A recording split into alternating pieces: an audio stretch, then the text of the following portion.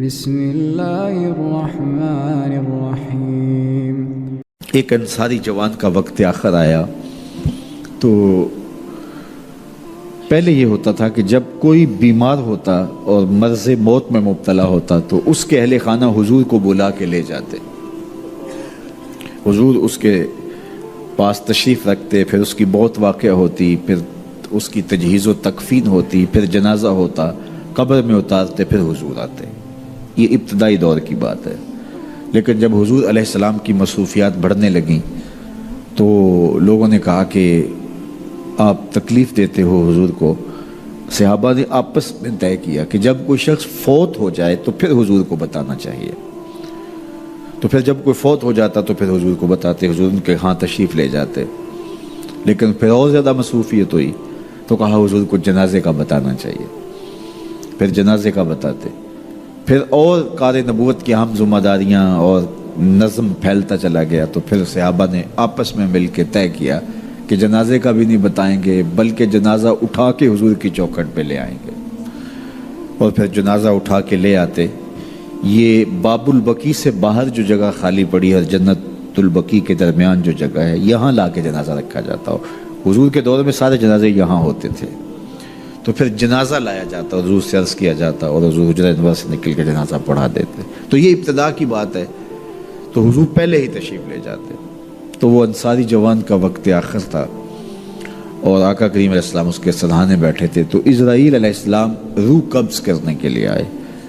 روح جب قبض کرتا ہے ملک الموت تو وہ پاؤں کی جانب سے روح کو قبض کرنا شروع کرتا ہے۔ تو جب اس نے پاؤں سے اپنا کام کرنا شروع کیا تو حضور نے فرمایا، اے اسرائیل ذرا نرمی کرنا، یہ میرا غلام ہے۔ تو اسرائیل نے جو جواب دیا، میرے والد گرامی جب یہ حدیث بیان کرتے تھے تو ان کے آنسو نہیں تھمتے تھے۔ تو اسرائیل نے جو جواب دیا وہ کیا تھا، کرے اے نکا، حضور آپ کی آنکھیں ٹھنڈی ہو جائیں، حضور آپ کی آنکھیں ٹھنڈی ہو جائیں، صرف اس کے ساتھ نہیں، آپ کا جو بھی غلام ہوگا اس کے ساتھ نرمی کروں گا، اس کے ساتھ نرمی کروں گا۔ تو حضور کا رخ انور اس وقت اگر نصیب ہو جائے، اس وقت حضور کے چہرے کی زیارت نصیب ہو جائے تو مجھے بتائیے کہ پھر تو زندگی کی جستجو ہی کامیاب ہو گئی۔ اللہ ہمیں حضور کی محبت عطا کرے اور ہمارے باطن کو ستھرائی دے دے۔ کاروبار بھی ہیں، بچے بھی ہیں، بچوں کے مسائل بھی ہیں، بچوں کے رشتوں کے معاملے بھی ہیں، اور بھی بہت سارے معاملات ہیں جو ہم سب کے ساتھ پیش ہوں گے، لیکن ہماری سب سے بڑی ترجیح یہاں بیٹھنے کی صرف اس کو راضی کرنا ہے۔ میرے مالک ہمیں ایسا کر دے کہ تو ہم پہ راضی ہو جائے، ہمارے باطن ستھرے کر دے، ہمارے اندر کی غلاستیں دور کر دے، ہمارے اندر کی گندگیاں ختم کر دے، حسد سے، حقد سے، بغض سے، کینے سے، نفرتوں سے ہمارے من صاف کر دے، اور اللہ دین کا کوئی کام ہم سے لے لے۔ یہ دعا کیجئے گا، اللہ ہم سے ہماری استطاعت کے مطابق یہ مشت خاک کسی کام آ جائے، اس کا کوئی مقصد ہو، ساری زندگی یوں ہی جو ہے وہ گزر نہ جائے۔ وہ کیا کہا تھا اکبر الہ آبادی نے، کیا بتائیں احباب کیا کار نمایاں کر گئے، بی اے کیا، نوکر ہوئے، پینشن ملی اور مر گئے۔ یہ زندگی کا مقصد تو نہیں، یہ تو کام ایک چونٹی بھی کرتی ہے۔ صبح اپنی بل سے نکلتی ہے، رزق اکٹھا کرتی ہے، خود کھاتی ہے، بچوں کو کھلاتی ہے، موسم برسات کے لیے جمع کرتی ہے، کسی کو ذرا بھی نہیں دیتی۔ اور یہی کام انسان کا ہو، صبح کام پہ نکل گیا، شام آ گیا، سو گیا، چلا گیا، تو پھر کیا فائدہ؟ اشرف المخلوقات کا ہے۔ تو یہ دعا کریں اللہ اس مشت خاک سے کوئی کام لے لے اپنے دین کے لیے، ہم مقصد کی زندگی گزاریں، با مقصد ہماری حیات مستعار ہو، اور وہ با مقصد تبھی ہو سکتی ہے کہ اللہ رسول کی راہوں پہ گزاروں میں انسانیت کی خدمت کریں۔ سب سے بڑی خدمت انسانیت کی انسانی ہدایت کے لیے کوشش ہے۔ انسان کی سب سے بڑی ضرورت ہدایت ہے، تو انسانی ہدایت کے لیے کوشش یہ سب سے بڑی انسانیت کی خدمت ہے۔ اللہ ہمیں توفیق دے، اپنی پناہوں میں رکھے۔ ابھی مسلمانوں پہ دور تھا تو مسلمانوں کی حالت یہ تھی، اندلس کی سرزمین ہے، قاضی القضات اپنے گھر کے دروازے پہ کھڑا ہوا ہے کہ ایک بھاگتا ہوا نوجوان قاضی کو دیکھ کر کہنے لگا، لوگ مجھے گرفتار کرنا چاہتے اور مار دیں گے، آپ مجھے پناہ دے دیں۔ قاضی نے اس کالے رنگ کے نوجوان کو دیکھا اور پھر کچھ سوچا اور اس کو اپنے گھر میں پناہ دے دی. کہا تجھے میں امان بخشتا ہوں. گھر کے کمرے میں بٹھایا اہل خانہ کو کہا کہ اس کے لیے کھانا تیار کرو. ابھی کھانا اس کے سامنے رکھا ہی تھا کہ دروازہ ٹھک ٹھک بجنے لگا.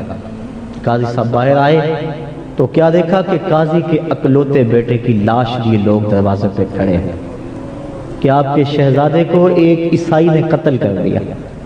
وہ بھاگا, ہم اس کے پیچھے دوڑے لیکن اس گلی میں کہیں گم ہو گیا, مل نہیں رہا. قاضی ایک لمحے کے لیے ٹھہرا, پھر اس کو کہا بھی لاش کو ادھر رہنے دو, میں ابھی وصول نہیں کروں گا, ٹھہر جاؤ. دروازہ اندر سے بند کیا.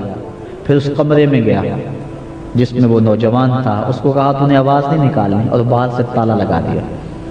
دروازہ کھولا, لاش وصول کی, مہمان آ گئے, تجہیز و تکفین ہوئی, تدفین کے مراحل تک معاملہ پہنچا, لیکن اس دروازے کو تالا برابر لگا ہوا ہے. تو قاضی صاحب ادھر کسی کو نہیں جانے دے.